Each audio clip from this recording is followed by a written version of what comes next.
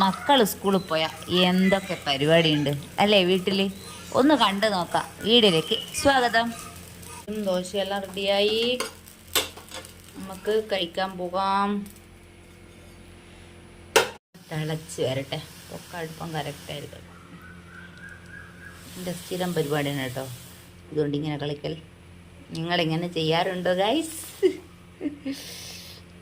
ചായ വെച്ച് അരിച്ചെടുക്കാം.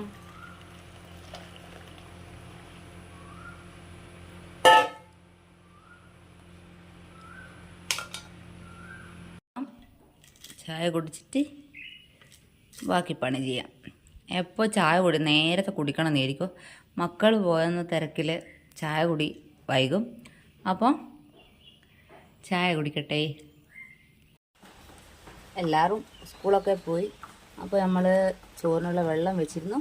നമുക്ക് അരി ഇട്ട് കൊടുക്കാം.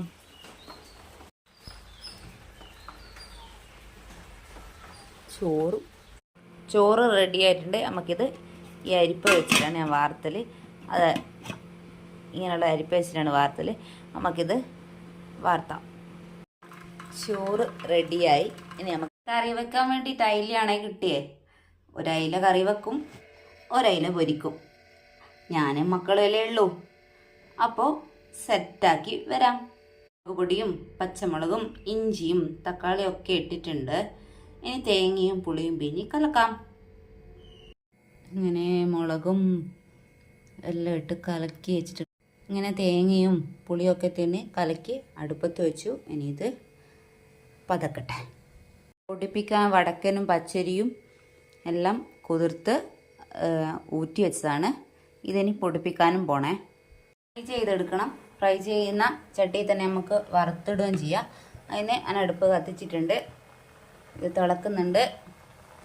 കറിവേപ്പിലിടണം.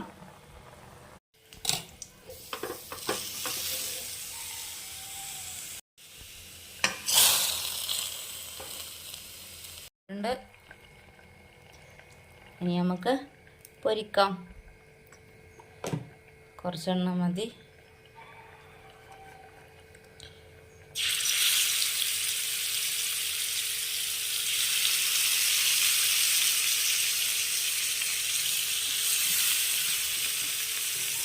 മക്കൾക്കെല്ലാം രാത്രിയൊക്കെ ഭക്ഷണം വേണ്ടു. അതുകൊണ്ടാണ് ഇത് കുറച്ച് വെക്കുന്നത്. എല്ലാവർക്കും രാത്രിയാണ് ഭക്ഷണം വേണ്ടത്. ഇതൊന്ന് കുറച്ച് കൊടുക്കാം. അപ്പോൾ എല്ലാം ആവുന്നുണ്ട്. മക്കളില്ലാത്തതുകൊണ്ട് തന്നെ അധികം വെച്ചാലും തിന്നാനൊന്നും പറ്റൂല. ഒറ്റയ്ക്ക് ഇരുന്നിട്ട് എന്ത് തിന്നാനാന്ന് വിചാരിക്കും. അതുകൊണ്ട് തന്നെ ഉണ്ടാക്കിയാൽ തന്നെ തിന്നാൻ മടിയാണ്. സൈഡായിട്ടുണ്ട്. നമുക്ക് മറിച്ച് കൊടുക്കാം.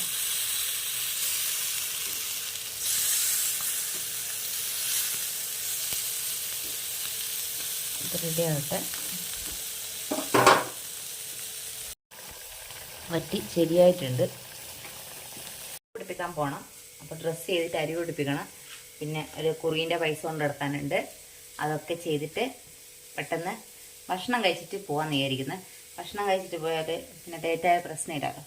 ഭക്ഷണം കഴിച്ചിട്ട് ഇത് പൊടിപ്പിക്കാനും കുറിൻ്റെ പൈസ കൊടുക്കാനെല്ലാം പോകണം. ബാങ്കിലും പോകണമെന്ന്. അന്നേരം ഓക്കെ, പോയിട്ട് വരാം. ചോറും കറിയും എല്ലാം എടുത്തിട്ട് ഭക്ഷണം കഴിച്ചിട്ട് വരാം.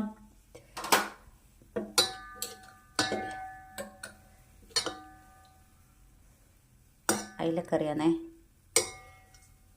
അയിലക്കറി പൊരിച്ച മീൻ കൊടുക്കാം. ഒരു ചെറിയ പൊരിച്ച മീൻ കൊടുത്താൽ കുശാൽ. വീഡിയോ ഇഷ്ടമായ ലൈക്ക് ചെയ്യാനും സബ്സ്ക്രൈബ് ചെയ്യാനും മറക്കല്ലേ. ചോറ് നട്ട് കേട്ടോ. റെഡിയായിട്ട് പുറത്ത് പോയിട്ട് വരാം. അരിയും പിന്നെ ബാങ്കിലൊക്കെ പോകാനുണ്ട്. അപ്പോൾ പുറത്തു പോവാണ്. ബൈ.